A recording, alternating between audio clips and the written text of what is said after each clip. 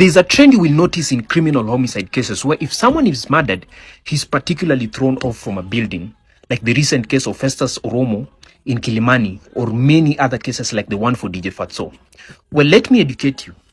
The best possible tactic to evade a murder conviction, especially where there are just two people inside an apartment and there are cameras outside but no cameras inside, is to stage a suicide. So good criminal defense lawyers call this alternative exculpatory theory, which means you provide a credible alternative explanation for the death that does not involve the accused person. So in such kind of instances, the best alternative theory in a murder/homicide case is always suicide. And the advantage for this is because of three critical reasons.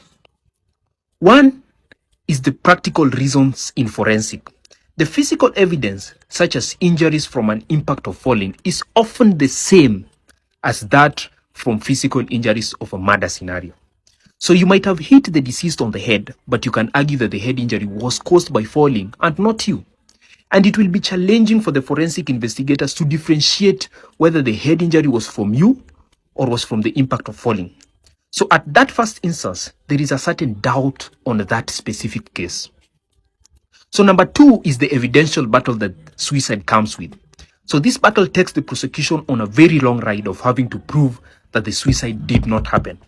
So they have to do things such as scene reconstruction. They have to look at the angle of fall. They have to look for defensive wounds, the relationship history of the victim, and even they go as far as looking at the physical state of the deceased person. So all this prolongs the case, and if there's any doubt in each of these analyses, the prosecution's case becomes weak. Lastly, the idea of suicide alone, to say, I did not do it, that this individual killed himself, that alone casts doubt on the entire process before you even begin. This is because an accused person does not have to prove that the suicide happened.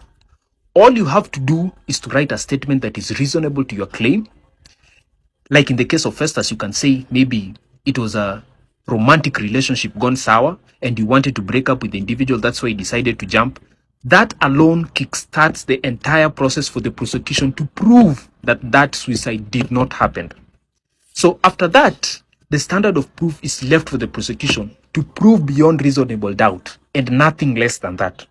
So the concept of suicide destroys the two essential elements of actus reus and mens rea as provided in section 2 or 3 of the penal code.